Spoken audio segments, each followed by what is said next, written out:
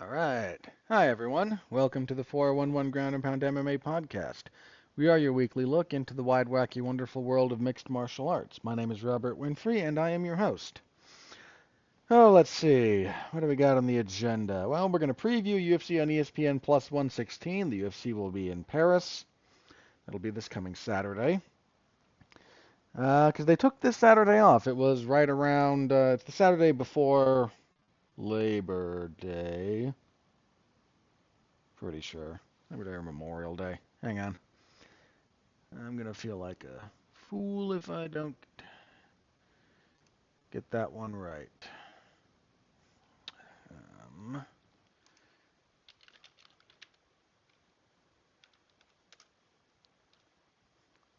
yeah, Labor Day. Right. Okay. So there's usually one of those, like, there's usually some event, some holiday post 4th of July that the UFC will take off. This time around, it was this one. So, yeah, they took that off. I'm not complaining. I got to have a Saturday to do whatever I wanted. So that was nice. Then we have some fight announcements. The UFC dropped quite a few of those. So we're going to hit that. But other than that, kind of quiet news-wise. Um, again, we got some big ones. We definitely got some very important fights announced. So we'll go over that. And yeah, that's where we'll be. So y'all know the drill. Anything you can do to help the product is always appreciated. Star rating, written review, like, comment, subscribe, yeah, blah, blah, blah. You know that. Really, just listening is the most important thing, so thank you for that. Anything else is very helpful, but I'm just grateful that anyone listens to me ramble, so thank you. Alright, that's it for the intro. Stupid mouse. Let's get into this, shall we? So, UFC on ESPN Plus 116. Next Saturday, as mentioned, they will be in the Accor Arena in Paris, France. Uh, let's see. They were in Paris not too long ago. Yeah, last year. So main event. It's a good main event. Like, there's some okay stuff on this card. There's some crap on this card too. Um, yeah, boys, there's some crap on this card. But there's some good stuff. Um, Main event, definitely a relevant fight. In the middleweight division, two top contenders, Nasruddin Imavov and Caio Borralho, are going to square off. The odds are slightly with Borralho, which I can kind of understand. Both men are on pretty good runs at the moment. Imavov has only lost twice in the UFC, once early to Phil Hawes, then a decision to Sean Strickland. He took that fight on... Strickland took it on short notice, so they bumped it up a weight class. Um, then he had that weird no contest with Chris Curtis. But since then, he's won four in a row. Two of those finishes. Most recently, TKO'd Israel Adesanya. Also has a TKO over Jared Cannonier. I know some people weren't thrilled with that stoppage. But Cannonier... There was also that non-stoppage in... Oh, what was the other fight? Oh... Was it the RoboCop fight?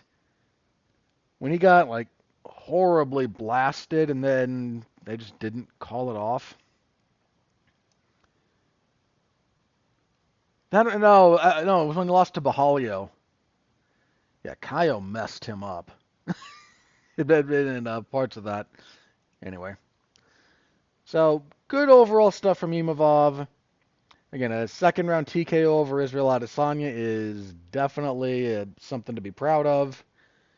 Beat Brendan Allen before that. So he's definitely in the right spot. Caio Borralho hasn't lost since his second professional fight in 2015. Had a no contest in 2018. So overall, really long winning streak. In the UFC, he is 7 and 0. Let's have a quick look through that, shall we?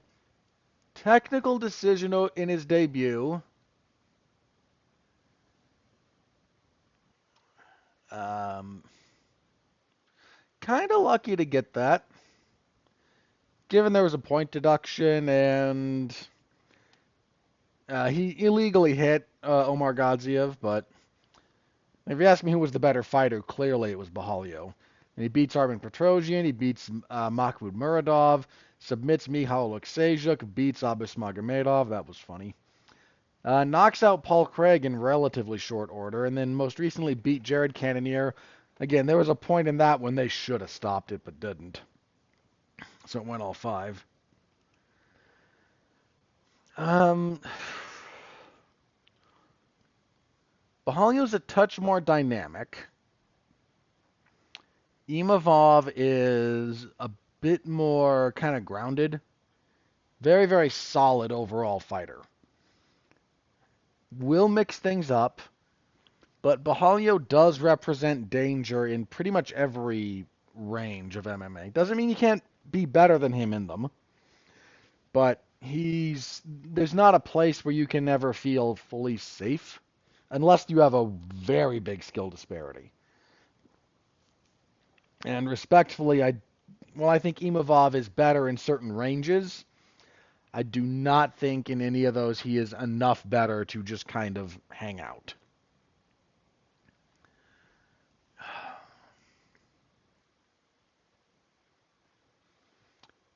Okay. It's a very good fight. It's very well matched. I need to look at this. There's a couple of things I want to double check on this, but for the moment, I'll go with the odds. But I want to watch each of their last fights again, because I haven't done that in a little bit. So not the whole thing, but just the last fight for each guy and get a better feel for them. See if there's anything specific that stands out to me. But at the moment, Lean Bahalio, 5 rounds with that guy is just... Again, he should have had that stoppage over Cannonier. He's a fairly dangerous fighter. Even in some of those bouts that went the distance, he usually puts damage and danger on his opponents. And 5 rounds with a guy like that is a real acid test for a lot of fighters. Imavov's good. He'll have the home crowd behind him. I also just am hesitant to pick against the fighting nerds at the moment. Most of them, not all of them. That camp is really dialed in.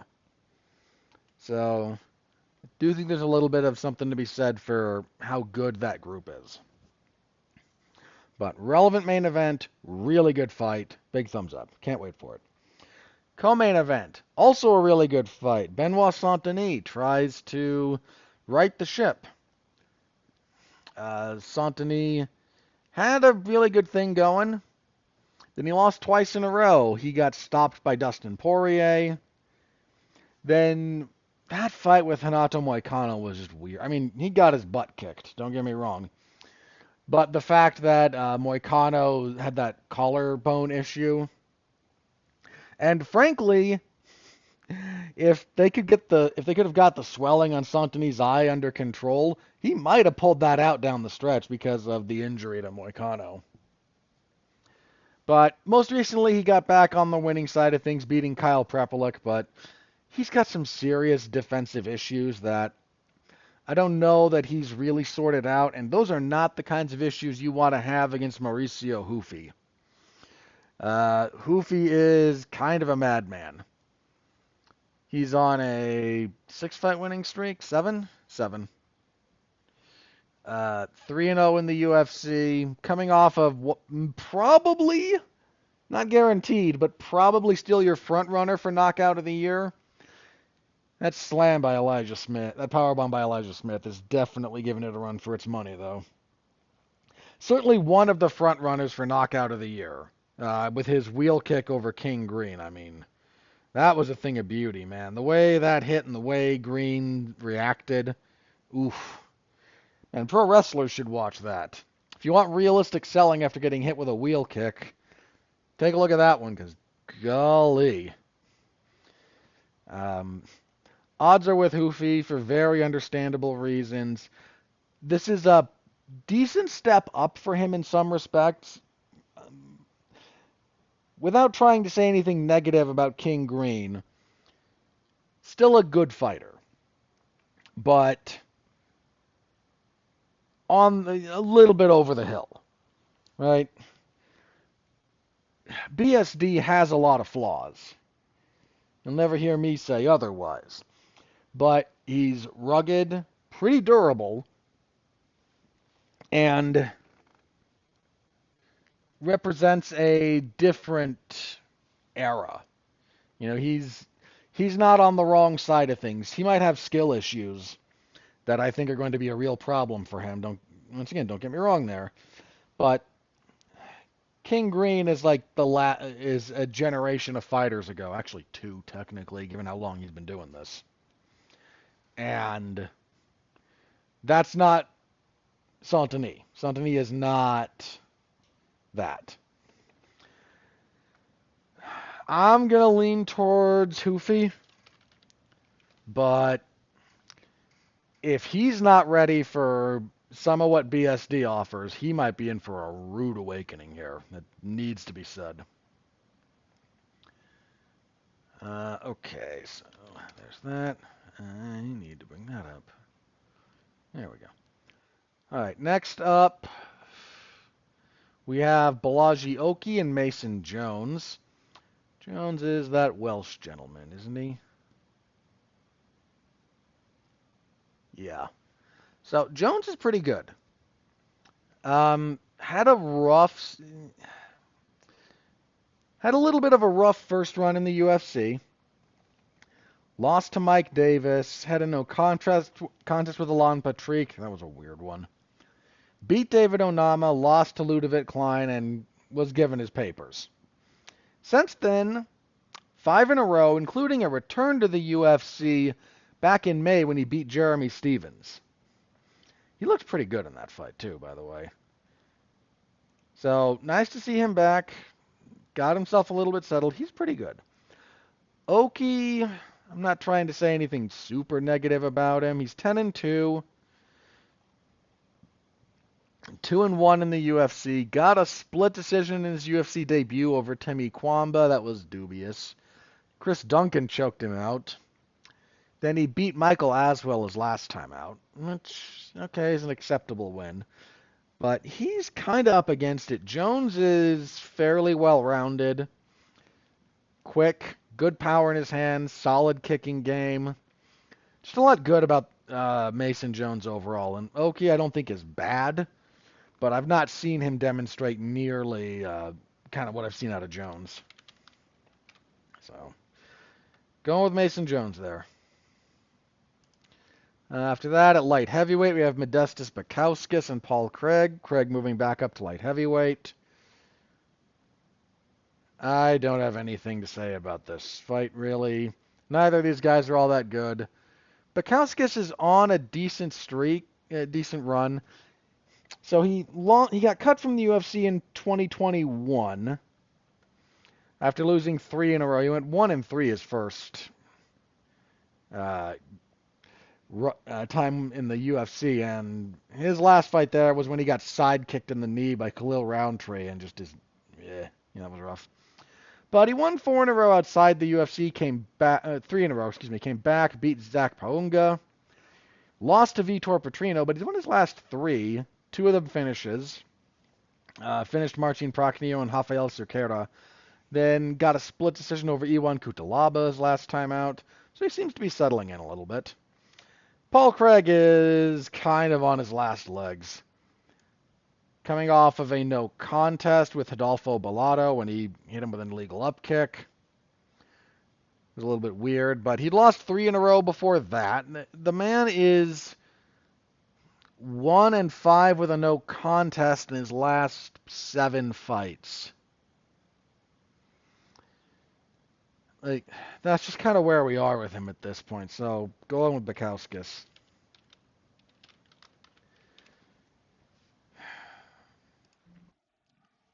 I also just don't think Paul Craig can force Bukowskis to the ground, and if Craig can't do anything other than like flop to his back looking for guard play, it's just not going to go well.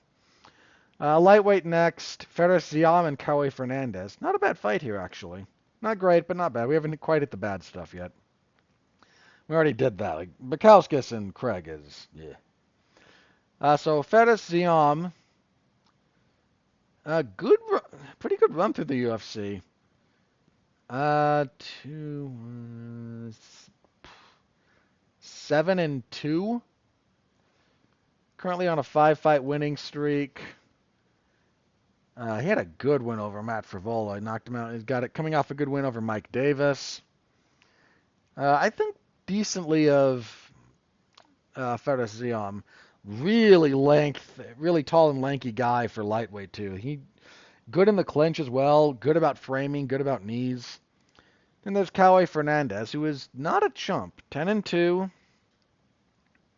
2-1 in the UFC, 2-fight winning streak, wins over Muhammad Yahya and Guram Kutateladze. The Yahya win is whatever. Muhammad Yahya is not good. I used to have higher hopes for Guram Kutateladze, but those have not panned out. Um, I don't have a lot of problems going with Ziam here. The odds are with him. I completely understand that. It's a little bit heavy for me on the odds. Looking at like minus 300 to minus 350 on Ziam. Not sure I like him. That's designed to induce betting a little bit, but man, if you're looking at almost plus, you get like plus 270 on Fernandez. That's tempting. It's a little bit tempting. Good as Ziam is, it's not like he's demonstrated himself to be some impregnable, impervious force of nature or anything like that. Okay. And kicking off the main card at featherweight, Patricio Pitbull and Hossein Keita. So Pitbull coming off of a win over Dan Ige. Pretty good win for him in his, that wasn't his UFC debut, but his second UFC outing. He's just really shop worn, and Keita is a two-weight world champion from Octagon. He's on a 5-fight winning streak. Several of those being finishes. Again, 16-1 overall, so really good record. In terms of name value, this is a big step up in competition for him. Pitbull, at different points in his career, has been one of the better guys in his weight class in the world. I don't think that's where he is now. He's got a lot of miles and, frankly, a lot of years as well in the fight game that are starting to catch up to him. And Octagon is a very respectable promotion. So you have a really good run through there. That's again, nothing to sneeze at. So not exactly a soft welcome for Keita, but this is also the UFC not exactly being kind to Pitbull through 3 fights. The odds are with Keita. That's kind of where I'm leaning to. I hate just picking favorites. I'll have to change that up at some point in one of these. But the lower activity from Pitbull at this point is just a problem. And I think it's going to continue to dog him. On the prelims, William Gomez and Robert Ruchala? Where are you from, sir? Oh, Poland. Oh, that changes how that last name is pronounced. Because there's an accent through that. It's more of a W, I think. So, I'm going to go with Ruchahua.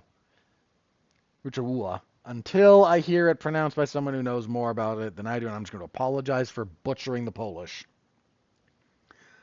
Um, he's coming in from KSW, former KSW interim, yeah, two-time interim featherweight champion for KSW. His only loss is to Saladin Parnasse, who should have been in the UFC, but the UFC got cheap on him. Um, and Gomez is not someone to be taken lightly. 14-3, a pretty lengthy guy for the division. 6 feet tall, 73 inches of reach at 145 pounds. Coming off a split decision loss to Hader Emil. I think I agreed that Emil won that, but no, I didn't. I understood it, but I think I scored that for Gomez. He beat Joe Anderson Brito before that, which was a good win. And Yenis Gamori, Francis Marshall, and Jarno Aarons in the UFC. So Gomez, again, no one to sneeze at. This is a non-trivial debut for uh, Ruchua. Uh, I'm just going to screw that up. Okay, I'm going to ignore the fact that I kind of know how that L with the accent is pronounced and just not know how it interacts with everything around it. I'm going to go with Ruchala, and I apologize. I know I am mispronouncing that. Um, yeah, the odds are with Gomez. That's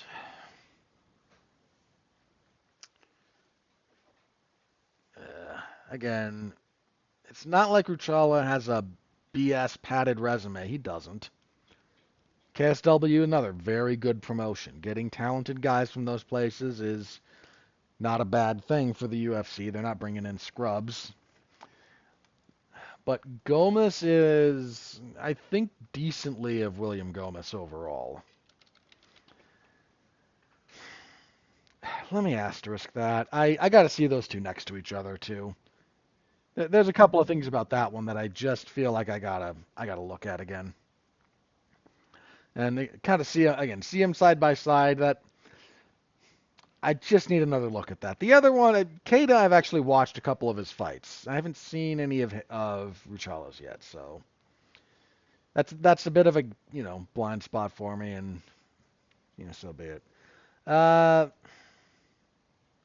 Next up at light heavyweight, oy vey. Umar Sy and Brenderson Hiberio. Why?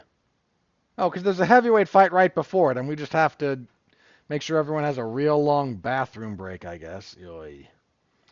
So Sy is coming off of his first loss. He's 11-1, 2-1 in the UFC. He beat Tuco Tokos, who doesn't. He beat Da Woon Jung, fine. Then he lost to Alonzo Menafield. Menafield isn't a ham and egger, but that also, the way he lost that fight was not encouraging about his upside. But then there's Brenderson Hiberio, who I just don't think is all that good. 17-8 with a no contest, 2-3 in the UFC.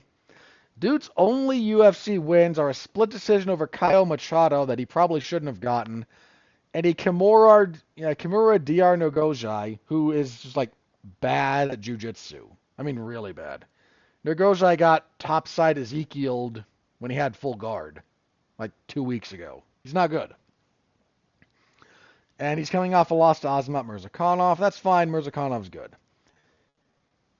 What are his losses in the UFC? Hang on. To Zhang Mingyang.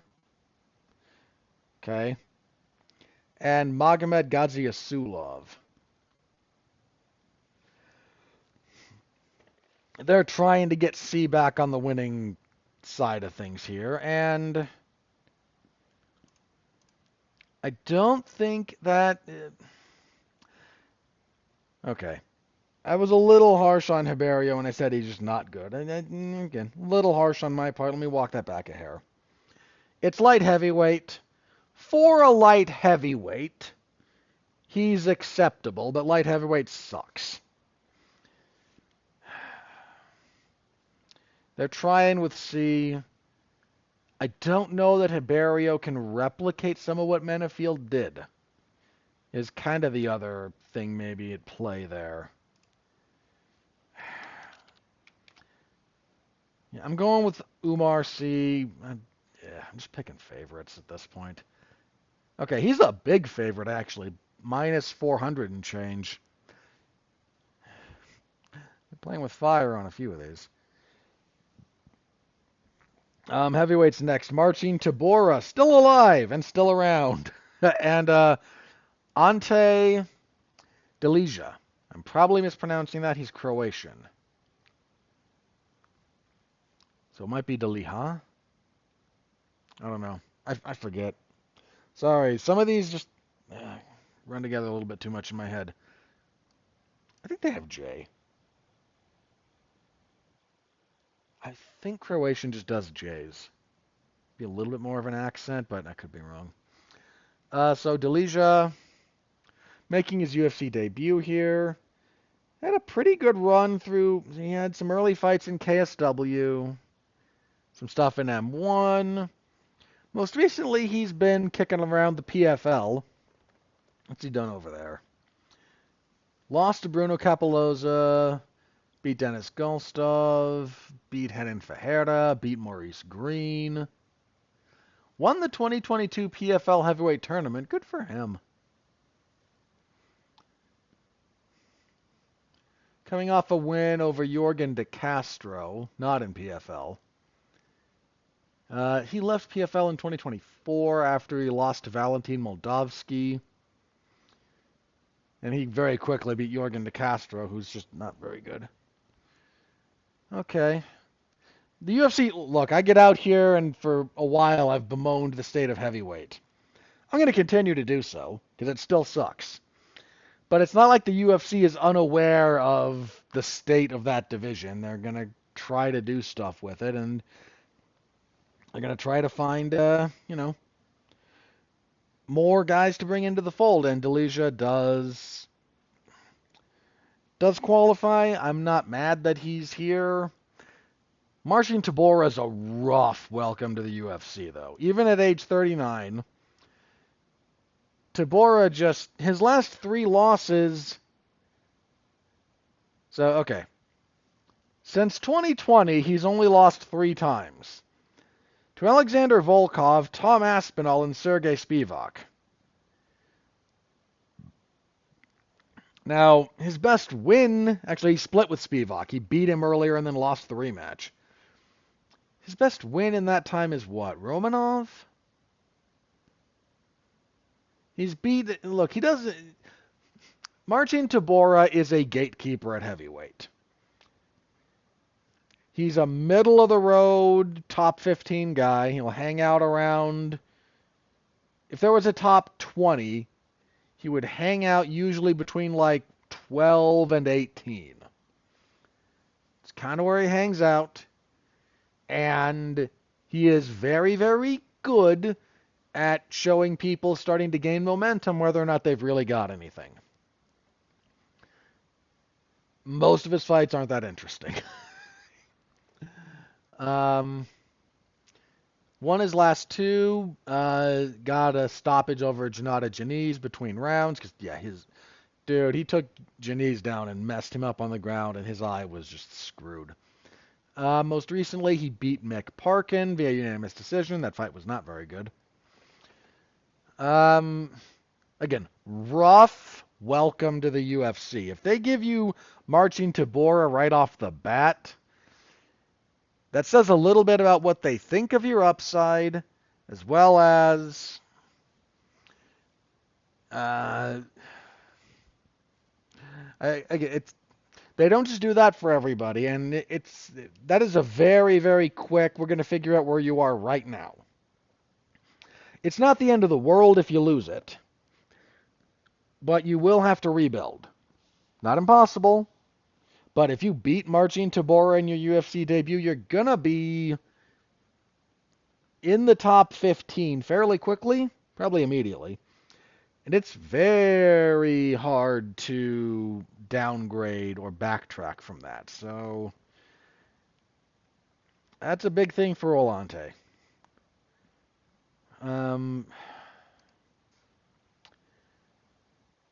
Odds have this almost even. Slight leaning towards Delija most places. Let me look at something. So Delija is 6'5", 79 inches of reach. They don't say his weight. I wish they would at heavyweight. I mean, they say the weight class. Oh, his last weigh-in, there it is. 244. Dude, 6'5" and 240? That's actually good shape.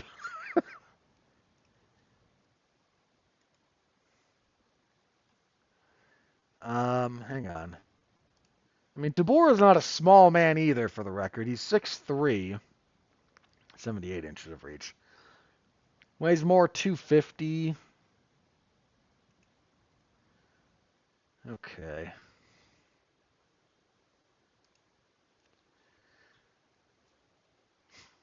I'm gonna lean towards Delija. I'm gonna lean towards Delija here. Let me ask this. I want to see those two next to each other.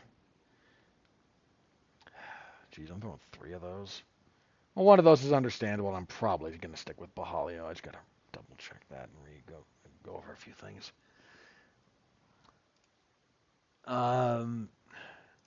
Okay.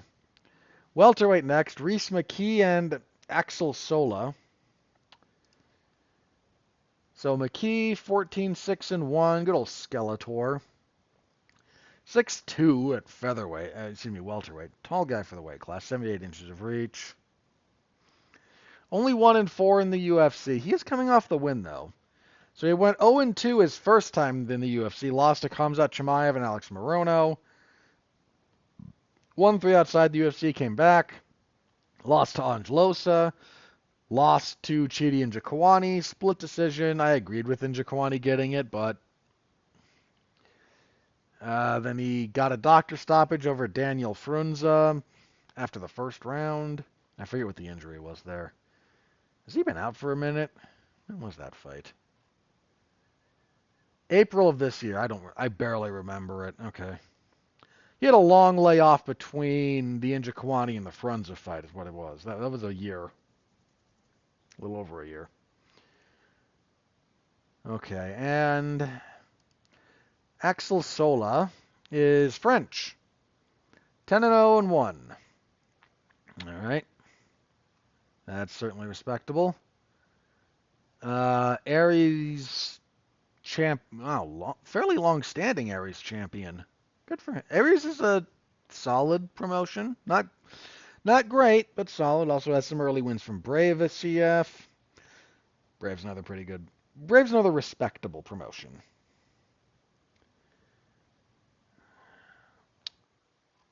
How big is Sola? 5'11". No listed reach. Well, that's annoying. But if he's 5'11", he's probably going to have a reach disadvantage. He's got a height disadvantage, and McKee isn't just tall, he is lanky. I don't know. Do I really pick? I think I just don't pick McKee very much as a general rule.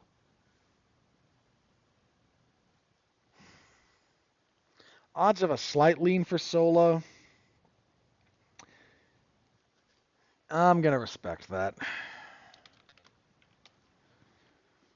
If at some point. Okay, if I wind up just picking favorites all the way down, as a matter of personal pride, I'm going to swap one of I will before fight night get one of these to be an underdog pick just because. Anyway, welterweights next, Sam Patterson and Trey Waters. That's not a terrible fight. So Patterson had a little bit of a rough start to the UFC. Well, sort of. So he's 13-2-1, 3-1 in the UFC. Lost his debut in rough fashion, but he bounced back, won his last three. Wins over Johan Lainus, Kiefer Crosby, and Danny Barlow. Those were all okay wins. Trey Waters, 9-1, 6'5" at welterweight. He's a big boy for that weight class. You don't get a lot of 6'5" welterweights. He's a big guy. Patterson's not small either. Waters 2-0 in the UFC, wins over Josh Quinlan and Billy Ray Goff. Okay, that's respectable.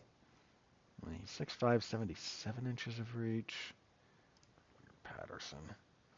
6'3", 78 inches of reach. So Waters is taller, but Patterson has a reach edge. I think this is Patterson.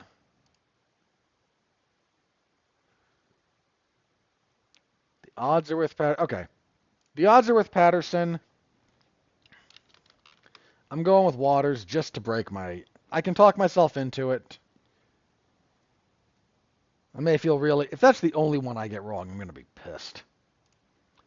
But for the sake of breaking my... I'm only picking favorites thing that I kind of got going on here, because I don't want to do that. Middleweight next, Brad Tavares and Robert Drychek. So Tavares was technically cut from the UFC. No, okay, he didn't sign a new contract, was briefly out of the UFC, then signed a new contract, didn't do anything. It's like coming off a win over Gerald Meerschaert, respectable. Look, Brad Tavares doesn't finish people. I mean, he has 31 total fights. 7 of them have been finishes. I think almost none of those were in the UFC. So in the UFC, he stopped Phil Baroni in 2011. He stopped Krzysztof Jotko in 2018. And that's it. He has 2 finishes in the UFC, and he's been in the UFC continually since 2010. Yeah.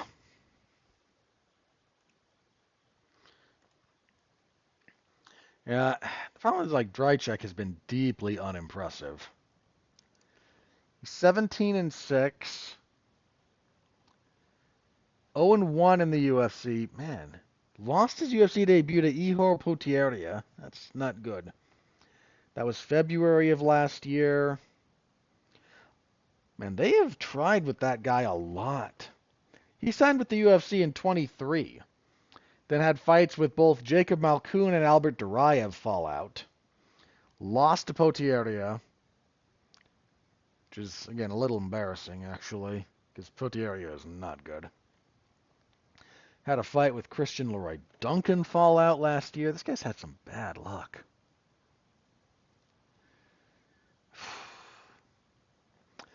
Tavares is not very exciting, and I feel like it's gonna start catching up to him in the near future, just the years and miles. But as things currently stand, he's still a very difficult roadblock.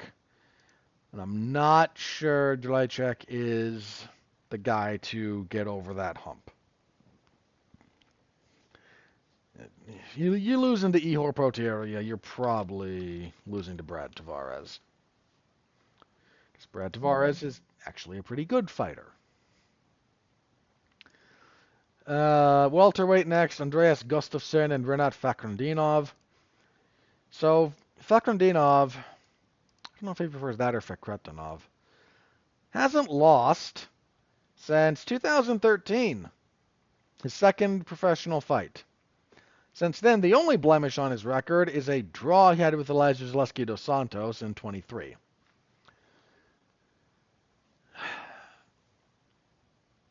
In the UFC, he is 5-0 with a 5-0-1. Wins over Andreas Michailidis, Brian Battle, Kevin Lee. Split decision over Nicholas Dalby, and he's coming off a win over Carlos Leal. He's very difficult to beat. He gets some weird decisions, too. Let's be honest about that. That Leal fight was... There was some discussion had about that. I think I scored it for Fakhretdinov in real time, but needs to be said. Like, not super impressive. Or was it the Dalby fight that he probably shouldn't have won? Might have been the Dalby fight that most people thought he lost. Um, yeah, he was on a pretty good run, and then Elijah Zaleski dos Santos kind of showed people some ways to attack him. People have been kind of working through that. Haven't quite, nobody's quite hit the mark yet, but they're getting there. The question is whether or not Andreas Gustafsson will be the one to start breaking through. Now, Gustafsson is 12-2, 4-fight winning streak. Had a solid upset win in his UFC debut over Chaos Williams. I remember he was the dog in that one.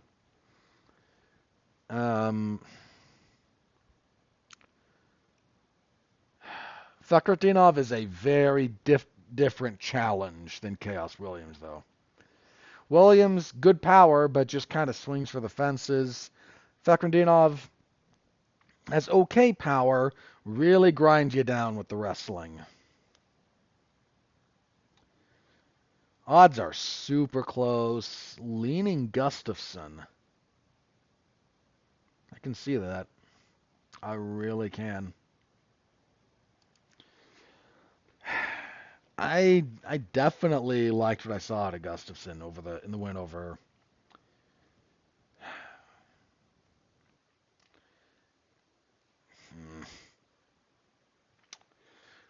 I'm gonna go with Fakhretdinov.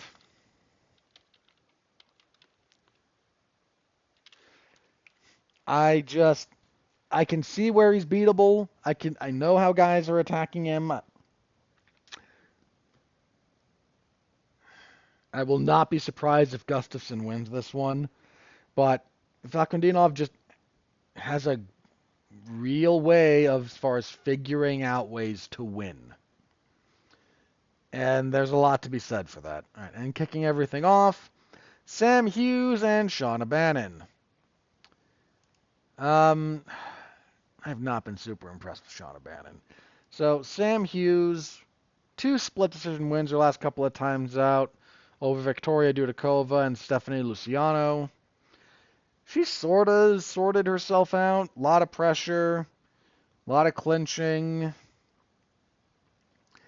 Bannon is 7-1. She dropped her UFC debut, won her next 2 wins over Alice Ardelian and Pooja Tomar.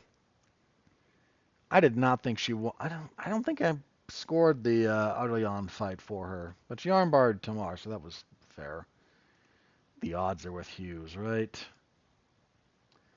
Yeah. Bannon will probably win the first round. Needs to be said. But Hughes just doesn't stop going, and Bannon fades. So I'll go with Sam Hughes, and I'll be okay with that. All right. That's it. That will be Saturday, and it will be prelims start at noon Eastern. That'll be 10 a.m. my time. That'll be fun. That will leave an evening free. That should be done around 6. Okay. See what I can do about that. Anyway, I will have coverage of that in the MMA Zone 411mania.com, but matinee-ish. These things are 6 hours long. It's hard. I struggle to call any of that matinees. Matinee start time, maybe.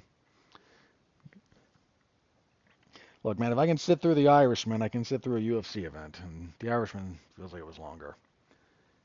Sorry. I can't help taking shots at Scorsese's bloated run times and forced epics. But yeah, Saturday, stop by, say hello. I'll have coverage of that, and I'll see you then. All right. All right, so let's move on to the big fight announcements that we had this last week. So let's start with UFC 322. 2 fights. The main event, this is the Madison Square Garden card. That's for November. November 15th. Main event for the welterweight title, Jack Della Maddalena and former lightweight champion Islam Makhachev. One of the best fights you can make in the sport. Big ol' thumbs up.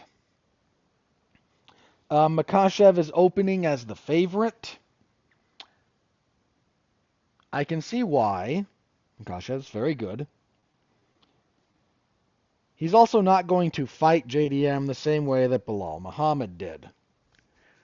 Now, people like to kill Bilal for trying to strike too much with JDM. That's a little bit of a misread. I'm not saying there's nothing to it. But he attempted exactly his average number of takedowns over the course of that 5 rounds. The problem is everyone got used to what he did to Leon Edwards. And there's some very specific stuff to Leon Edwards that made that work. And JDM, again, also did a lot of work to get much better at his first order takedown defense. And you might think, well, if he could do that to Bilal, Islam Makhachev is smaller than Bilal, true. Few things. One, Islam Makhachev is a better wrestler than Bilal, is a better MMA wrestler than Bilal Muhammad. Bilal Muhammad is certainly a good one, but Makhachev's better. He's got a more nuanced game. He's got a more varied game. He does a lot better stuff in the clinch. His striking is generally better than Bilal Muhammad's.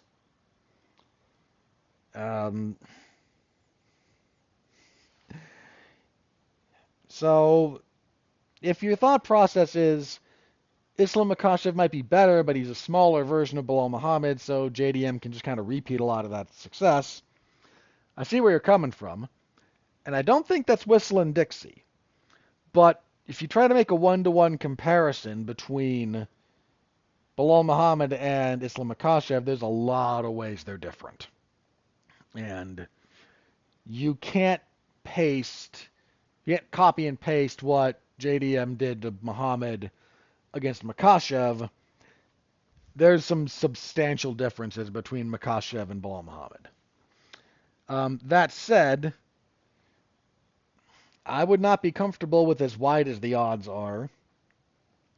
And I might be leaning a little bit towards JDM as I think about it right now.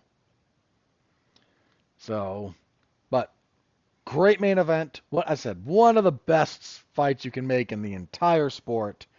Big ol' thumbs up. Very much looking forward to that one. Co-main event for UFC 322. For the women's flyweight title, Valentina Shevchenko defends against Zhang Weili. Zhang Weili is vacating the strawweight title. More on that in a minute.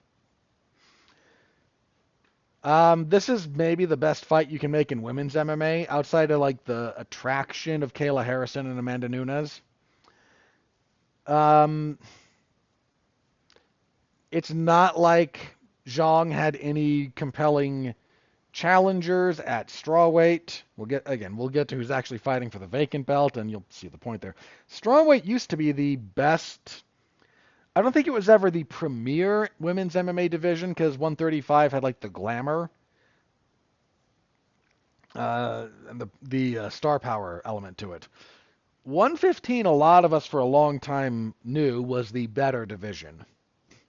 115 has fallen off over the last few years. Real issues of talent recruitment. So something to keep an eye on anyway. But not a lot there. And it's not like Shevchenko has some challenger beating down her door anymore. They gave Manon Fior the shot. I think I scored that for her live, but I wasn't up in arms over it going the other way. And that's kind of it. I mean, so the point being, no one's getting really screwed here. No one's getting screwed out of their deserving shot against the reigning champion at strawweight. No one is being jumped over the line at flyweight. All roads are clear for this bout to be made. Fine and dandy. Zhang's done a lot of wrestling in her last handful of fights. I don't know how that's going to translate against Shevchenko, who that's most of what she does. There's a little bit of a size difference, but Zhang hits hard, is physically strong, boatloads of championship experience. I'm okay with this fight. Women's MMA needs a little bit of life, a little bit of energy. And if this can inject some of that, all the better. Good for them. I lean Val, but we'll see when it actually happens.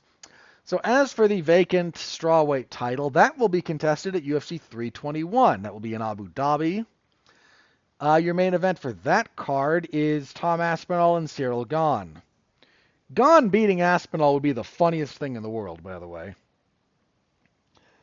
That would also get John Jones back, I think, in a hurry to rematch Gane for the belt. It's oy vey, but again, funny. So 321, it kind of got fleshed out recently. So main event, we already knew the main event of Aspinall and Gane. Co-main event for the vacant strawweight title, Virna Jandiroba and Mackenzie Dern. As I said, that division is not in a healthy spot. Jandiroba has earned this shot. She's 37. She's on a 5-fight winning streak. Wins over Angela Hill, Marina Rodriguez, Lupi Godinez, Amanda Lemos, and Yan Xiaonan. Very, very, very respectable. She lost a unanimous decision to Mackenzie Dern back in 2020. I don't know that this fight will go much differently than that one. Dern, they've been trying with Mackenzie Dern for a long time to get her into the title picture. She's 2-2 in her last 4. Coming off, she won her last 2, though, beating Lupi Godinez and armbarring Amanda Hebos.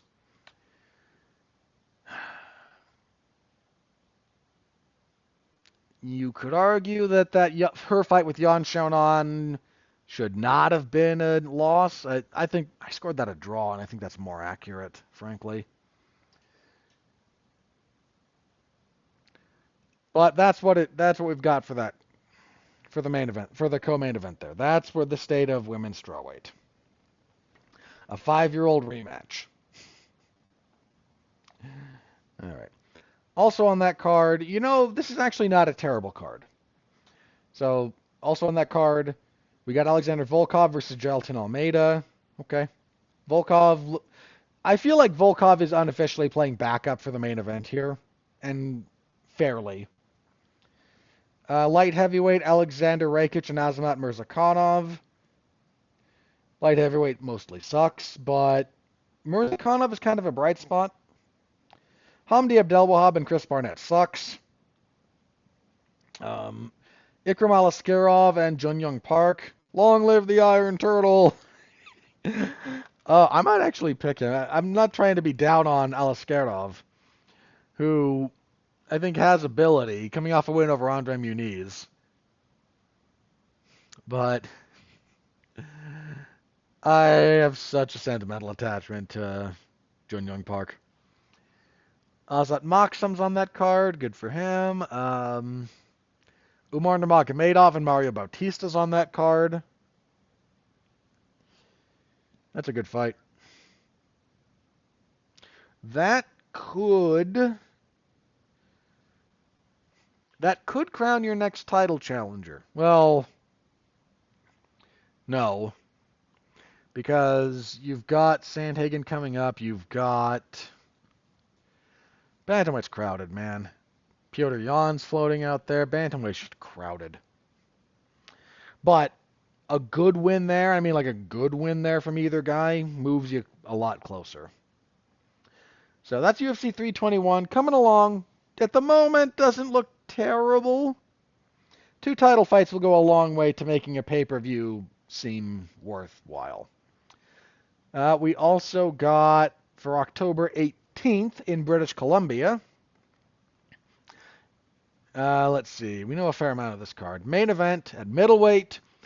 The other half of the sweepstakes for the next middleweight title shot is here. Rainier de Ridder versus Anthony Hernandez. Now, the UFC's all but said, whoever looks better and with an undercurrent of is healthy, coming out of Imavov versus Bahalio and de Ridder versus Hernandez, should get the next title shot. Now, that's all pursuant to Khamzat Chimaev being healthy and active, and none of that is a given. But de Ridder and Anthony Hernandez is a great fight. It's a really, really good fight. The rest of that card is a little bit less good. Kevin Holland, Mike Malott, I don't care. Manon Fior tries to rebound from her title loss against Jasmine Jasdavicius. Okay. Charles Jourdain and Davy Grant's a good fight. Bruno Silva and Hyun Sung Park. Look at Hyun Sung Park. Remind me. Coming out of that loss to Tatsudo Taira. Right, he took that on short notice. A fight with Bruno Silva is actually going to be more instructive for his future. I don't care about Marlon Vera and Ayman Zahabi. Yeah, the rest of this card is really run-of-the-mill stuff. But we've figured that out. We already had talked about Oliveira versus Fiziev. But that card got fleshed out too, so this is October 11th. Oliveira and Fiziev in your main event. Davis and Figueiredo and Montel Jackson. Vicente Luque, Santiago Ponzinibbio is not a bad fight. A little bit late for it to be super relevant, but it's not a bad fight. Walter Walker and Muhammad Usman. That'll be probably funny. If it goes long, if it goes more than like 3 minutes, it's just gonna suck out loud. But if it ends in the first 2.5 and change, it's gonna be funny. Yeah, I'm not seeing a lot worth getting excited about on that card. Gabriel Bonfim and Randy Brown isn't bad. Okay, that was hiding down there. Okay, we hadn't talked a lot about it, but we did already know that Ulberg and Reyes was going to main event the Perth card. That's October 28th. That's a good fight. The rest of that card is not very good. Well, I shouldn't say that. It's got a lot of the predictable Australian, New Zealand, Oceania guys. But Ulberg and Reyes is at least a mostly relevant light heavyweight fight. And yeah, that's kind of where we are right now. The UFC did more or less confirm that they are still planning the July 4th card in 2026 for the White House. I'm already on record. Like, I'm not sure about the logistics. I think it'll be kind of cool, but I don't know. I understand the concerns and objections to it. I really do. Some of them I share, some of them I don't. And I'm happy to leave it at that. We'll see if anything actually develops about it. There's a lot of time for that to still like really come together or really fall apart. We'll have to wait and see. All right. I am going to check the old social media, see if anything new is broken in the fight world, and if not, we'll do plugs and get out of here. Okay. You know what? No. Okay, for the sake of argument, I will briefly say Misfits Boxing had their thing, and there was a bunch of MMA fighters on it. Jairzinho Rozenstruik got a win. Darren Till knocked out Luke Rockhold because Darren Till can box a little bit, and Luke Rockhold can't. And Tony Ferguson broke an 8-fight losing streak by knocking out some influencer named Salt Poppy. I know that Tony Ferguson really wanted the win, and God bless, bit of an early stoppage. Not saying he wouldn't have won anyway, but that was a little bit of an early stoppage. All right. Talked about that. That's as far as I want to go on that. So, plugs. Okay. I just got done, not just got done. Earlier today, I covered WWE's Clash in Paris. Was not impressed with the overall event. Couple of good matches. If you're into pro wrestling, look up Sheamus versus Rusev in their Donnybrook match. That was good. And John Cena and Logan Paul was good professional wrestling. Main event was a letdown for a variety of reasons. Nikki Bella and Becky Lynch was so bad it should be studied. I'm not blaming all of that on Nikki either. Most of it, not all of it.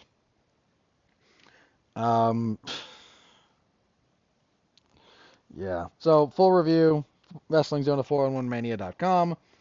Monday, Mark Radulich and I will be reviewing the new Toxic Avenger movie starring Peter Dinklage. tune in for that, I guess. There's not a lot of good movies that came out last month, and there's not a lot of good movies on the schedule for this coming month either. What does this month look like, actually? Hang on. I need to clean up some of this. Jeez, my calendar is a mess. We have a triple feature coming up on the 8th for Queen of the Ring, F1, and Magazine Dreams. Catching up a little bit there on some stuff. I am off for the one on the 15th. On the 22nd, there's the new Jordan Peele produced horror movie, allegedly Him.